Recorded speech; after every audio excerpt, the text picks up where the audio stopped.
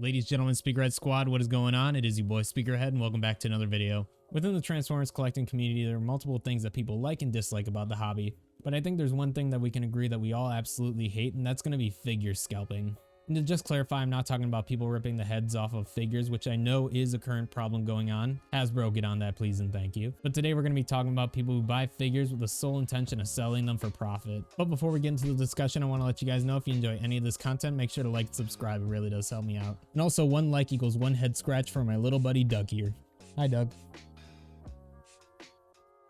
Also, if you guys enjoy any of the music in this video, it's all part of my royalty-free music label, Speakerhead Studios. All the music on this label is completely royalty-free, so go ahead and use it for any of your content creating needs. Finally, I want to mention if you ever want to catch me live, I do stream over at Speakerhead Live on YouTube. But now without further ado, let's get into the discussion. So to start off, let's talk about the definition of what a figure scalper or figure scalping is. After asking multiple people what they considered figure scalping, this is the definition I came up with. So the definition for a figure scalper is going to be someone who buys multiple of the same newly released figure with the sole intention of immediately selling them for profit. So with this definition, I want to point out a couple things. So the first thing I wanted to point out is that I specifically added newly released figures. And the reason why I say newly released figures is because that's usually what scalpers are targeting. Usually a scalper isn't looking for a figure that's been out for a few years already. That's mainly because it's already out of distribution and most people who wanted it already have it. The second thing I did want to talk about in that definition was going to be about immediately selling those figures. The reason why I mentioned this is because most figure scalpers are trying to sell those figures immediately to gain a profit. They usually do this because the figures they buy are usually exclusive figures or figures that they know people will definitely want to buy. And usually these figure scalpers are able to get away with it because they know people will pay these insane amounts for these figures. I mentioned those two things in the definition because I feel like those are the two things that make a scalper a scalper. But I'll explain what I mean real quick. So if you take out the first part about buying newly released figures, that doesn't really make you a scalper. The reason why is because you're most likely paying an aftermarket price which is way higher than what the actual value is. Then if they try to resell those old figures, they'll most likely either sell them for the same amount or take a loss on that. And then if you take out that second part that I mentioned, I would consider that also not scalping. Because if you're buying multiple figures and selling them for retail price, I wouldn't consider that scalping because you're not exactly making a profit off of that. Another thing I do want to mention is that it does matter about how many of a certain figure you buy.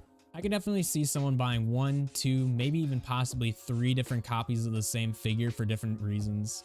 But I would consider if you buy more than 3 copies of a figure that you're most likely a figure scalper because you're buying those figures for the sole intention of making a profit one day. Because let's be honest, there's no reason why you need to buy more than 3 copies of a figure, even if you have a triple changer. And now this brings me into the part of what is not figure scalping. So for this, I do have a few examples I want to talk about. So the first example is selling a figure for its aftermarket value. And aftermarket value generally means whatever the item's value is in the secondary market. So for this example, I'm going to use Generation Metroplex. So let's say I bought Generation Metroplex at retail value all the way back when it came out. So its original retail value was somewhere between $120 and $150 from what I've seen. But as many of you guys know, finding a Generation Metroplex for that price is actually impossible. The minimum prices I'm finding for Generation Metroplex are around $300, and that's usually for an incomplete figure with missing parts. But the reason why this isn't figure scalping to sell this figure for $300 plus is because the figure is out of distribution from Hasbro, so it's a lot more difficult to get your hands on. And as you guys can also tell, it's a lot more difficult to find a full, complete version of Metroplex, which is why it goes for such an insane price. Another reason why this isn't figure scalping is because this is a price for this figure that people are willing to pay and have paid in the past, so which is why it stays at this price. Because if a figure wasn't selling for that price, no one would actually sell it for that price because it would never sell. So as much as some people do want to blame the seller for selling these at these prices, you gotta also blame yourself because you are the ones that are willing to pay for that price.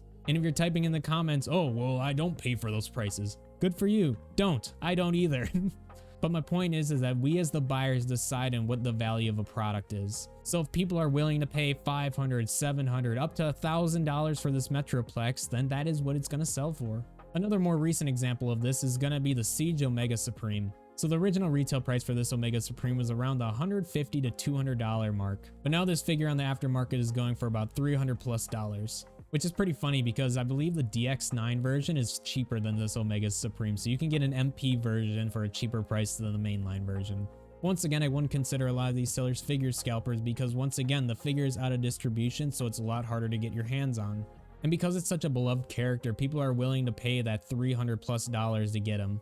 But once again, that aftermarket price was determined by both you and me, so we both can't get mad at it. But to keep it simple, and for anyone who's taken any sort of business class, you know this is just basic supply and demand. As the supply of an item goes down and the demand of it goes up, of course that item's value will go up. So once again, if people are willing to pay for those prices, then why wouldn't people sell for those prices? And I'm not saying that it's completely fair, but this is sadly just how the economy works.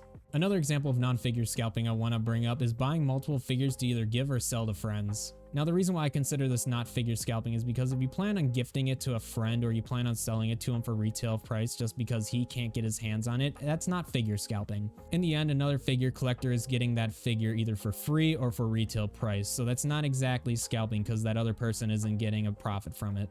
So now that I gave you guys some examples of what not figure scalping is, let me give you some examples of what figure scalping is. So the first example that comes to mind, and this is probably the most current example, and that's going to be Velocitron Cosmos. Because this figure was one case in a subline exclusive to Walmart, this figure was extremely difficult to get. And of course, when there's going to be a figure that's really hard to get, there's going to be plenty of scalpers out there searching for that figure. Let's say I go to all my local Walmarts every single day and buy out every single Cosmos that I can find. Then after I buy those figures, I immediately go on Facebook Marketplace, eBay, wherever you want to sell your figures, and I put those up for at least $25 more than what they're worth. That right there is a prime example of figure scalping, and I don't think anyone can really argue that. Another example that was about a year ago was going to be the Netflix Soundwave that was also exclusive to Walmart. I remember that the virus made this guy extremely difficult to get because there was such a limited supply of them. I also remember the second this guy started hitting shelves that they were also immediately online for ridiculous prices. And just between you and me, he's not worth that price at all, trust me, I own him. Don't get me wrong, he's definitely a great figure, but he's definitely not worth $100+.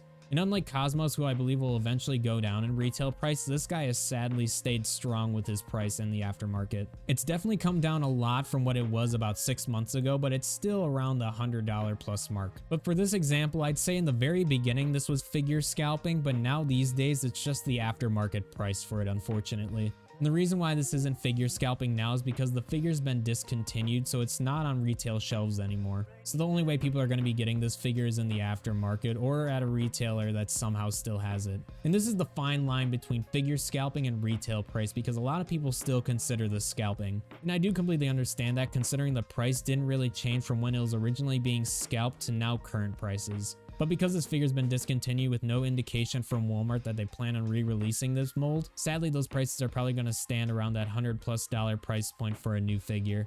At least until Walmart no longer has exclusive rights to that mold so Hasbro can re-release it. Because I have a feeling that they do have plans to re-release that mold or at least make a new version of that mold.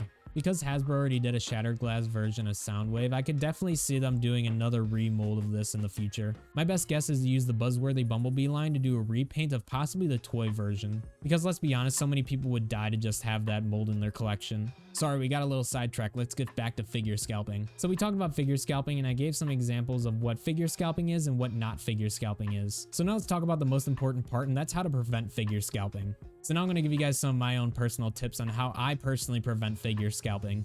So my first tip is to check your local Transformers retailer fairly frequently to see what new stock they have. And I know you can't do this all the time, but that's why I'm giving you a few other tips. So my second tip is to get involved in different Transformers communities that buy and sell figures. Whether it be on Reddit, Facebook, doesn't matter, find a community of Transformers collectors that buy and sell and you can easily find some good deals there. My third tip goes along with the second tip, but find friends in the Transformers community that can help you out. The more friends you have in different areas, the more likely they can help you out find the figures that you need. I have my own friends that I contact and talk to if I ever need to get my hands on a figure, and they do the same for me.